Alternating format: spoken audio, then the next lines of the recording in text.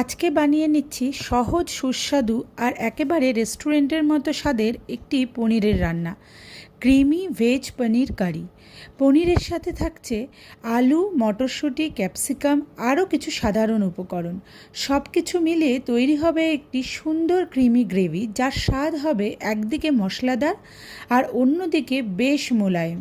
এই রান্নার সবথেকে ভালো দিক হলো খুব বেশি ঝামেলা ছাড়াই পরোটা, পোলাও বা রুটির সাথে খুব সুন্দরভাবে মানিয়ে যাবে।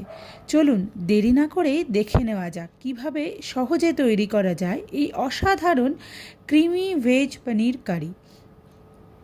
প্রথমে পনিরগুলোকে আমি কিউব করে নিয়েছি, তারপর একে একে ক্যাপসিকাম, টমেটো, আদা, কাঁচা লঙ্কা এইভাবে সব কেটে রেডি করে নিয়েছি। মিক্সিতে একটি মশলা তৈরি করছি।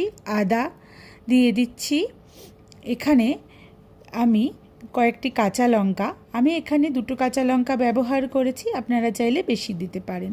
দিয়ে দিচ্ছি কয়েকটি কাজু বাদাম, এখানে কাজু বাদামের পরিমাণ আমি 8-10টা দিয়েছি, আপনারা চাইলে বাড়িয়ে কমিয়ে নিতে পারেন বা এর জায়গায় আলমন্ড বাদামও নিতে পারেন। দিয়ে দিয়েছি 2 চামচ মতো পোস্ত, মিক্সিতে পেস্ট করে নিলাম। কড়াইতে তেল গরম করে ডুমো ডুমো করে কেটে রাখা আলুগুলোকে বেশ লাল লাল করে হলুদ ছাড়াই শুধুমাত্র লবণ দিয়ে ভেজে তুলে নেব। আলুগুলো ভালো করে ভেজে নিতে হবে, কারণ আলুটা বেশিক্ষণ পনিরের গ্রেভিতে রাখা যাবে না আর শক্ত থেকে যাবে তাহলে। তাই আলুটা ভালো করে ভেজে তুলে নিয়ে এরপর ওই একই তেলে শুধুমাত্র লবণ দিয়ে পনিরগুলো ভেজে তুলে নিচ্ছি। তবে এক্ষেত্রে পনিরগুলো খুবই হালকা ভাজবো, কড়া বেশি ভাজবো না। হালকা করে পনিরগুলো এপিট ওপিট করে ভেজে তুলে রাখতে হবে। পনিরটা ভাজার সময় খেয়াল রাখতে হবে যেন পনিরটার ফ্রাইটা একদম হালকা হয়। এরপর ওই একই তেলের মধ্যে আমরা কিছু গোটা গরম মশলা দিয়ে দেব, যার মধ্যে তেজপাতা, এলাচ, দারচিনি। ওই তেলের মধ্যেই ক্যাপসিকাম আর ডুমো ডুমো করে কেটে রাখা টমেটোগুলো আমি ভেজে নেব। আর ভাজাটা খুব একটা কড়া হবে না, একটু হালকাই ভাজা হবে। এই সবজিগুলো ভাজা হতে হতে মিক্সিতে যে মশলাটা আমি করে রেখেছি সেই মশলাটা কিন্তু এর মধ্যে চলে যাবে। একটু নাড়িয়ে চাড়িয়ে নিয়ে ওই মিক্সির পেস্টটা ঢেলে দিচ্ছি। তবে এক্ষেত্রে খেয়াল রাখতে হবে, যেহেতু কাজু বাদাম আছে তাই তলা ধরে যাওয়ার কিন্তু একটা ব্যাপার থাকে, তাই কন্টিনিউ এটাকে নাড়াতে হবে। এটা দেওয়ার পরে এর ভিতরে আরও কিছু বেসিক মশলা দেব, যেমন জিরের গুঁড়ো দিয়ে দেব, লবণ, তারপরে দেব একটু কাশ্মীরি লঙ্কার গুঁড়ো, দেব চিনি, কিন্তু যেটা দেব না সেটা হলো হলুদ। এই রান্নায় হলুদটা কিন্তু ব্যবহার হবে না, আমি বারবারই প্রথম থেকে বলছি।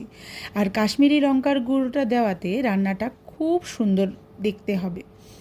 বেশ ভালো করে মিশিয়ে নিয়ে বেশ খানিকটা কষে যাওয়ার পরে এতে আমি কিন্তু ভেজে রাখা আলুগুলোকে এখন দিয়ে দেব মশলাটি। তবে হ্যাঁ, আমি এখানে কিছু সেদ্ধ মটরশুঁটি ব্যবহার করেছি। বাচ্চারা মটরশুঁটি খেতে কিন্তু খুব ভালোবাসে, আর আমার এই রান্নাটা হচ্ছে সম্পূর্ণ বাচ্চাদের মুখের দিকে তাকিয়ে। তো এই মটরশুঁটিটা দেওয়ার পরেই আমি ভেজে রাখা আলুগুলোকে এক এক করে ছেড়ে দেব। আলুটা আমি আগে এই কারণেই দেই যাতে আলুটা খুব তাড়াতাড়ি সেদ্ধ হয়ে যায়, আর পনিরটা বেশিক্ষণ আমি ঝোল দিয়ে জ্বালাই না। জলে 2 থেকে 3 ফুট উঠলে পরেই কিন্তু আমি নামিয়ে রাখি। পনির যদি বেশি করে জল দিয়ে ফোটানো হয় তাহলে কিন্তু শক্ত হয়ে যাওয়ার টেন্ডেন্সি থাকে। এই কারণেই আমি আলুটাকে আগে দিয়ে ভালো করে কষিয়ে নেব। এরপর এতে পরিমাণ মতো জল দিয়ে ভালো করে ফুটিয়ে নেব, ততক্ষণ ফোটাবো যতক্ষণ না আলুটা সেদ্ধ হচ্ছে। এই বেসিক পয়েন্টগুলো যদি আমরা খেয়াল করে রান্না করতে পারি তাহলে রান্নাটাও যেমন সুস্বাদু হয় আর সময়ও কিন্তু খুব কম লাগে। তাই এরপর আমি এখানে যোগ করে দিচ্ছি আমার আন্দাজ মতো জল। কে কতটা গ্রেভি রাখবেন সেটা তার আন্দাজ মতো জল দেবেন। জল দিয়ে ভালো করে নাড়িয়ে চাড়িয়ে একটু ফুটতে দেব। ফুটে উঠলে পরেই সেই আগে থেকে ভেজে রাখা পনিরের টুকরোগুলোকে এর মধ্যে কিন্তু ছেড়ে দিতে হবে। দেখুন ঝোলটা ভালো করে ফুটে গেছে, তারপরেই কিন্তু আমি পনিরের টুকরোগুলোকে ছেড়ে দিচ্ছি। খুব সাবধানে বুঝে বুঝে ছাড়তে হবে।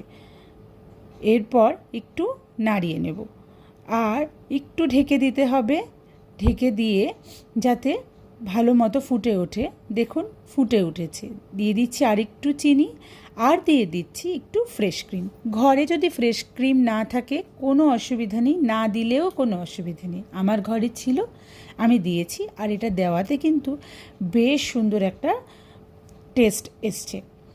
এরপর একটু নাড়িয়ে চাড়িয়ে আর একটু ঘি দিয়ে দিলেই আমার কিন্তু রান্না কমপ্লিট। কেমন লাগলো আমার এই পনিরের রেসিপিটি অবশ্যই কমেন্ট করে জানাবেন, আর বাড়িতে অবশ্যই বানাবেন। আর এই সুন্দর সুন্দর রেসিপি আরও পেতে ঝিলিকে শখের রান্নাঘর চ্যানেলটিকে সাবস্ক্রাইব করে দেবেন। ভালো থাকবেন, সুস্থ থাকবেন। আজ আসছি, কাল দেখা হচ্ছে নতুন একটি রেসিপি নিয়ে। টাটা।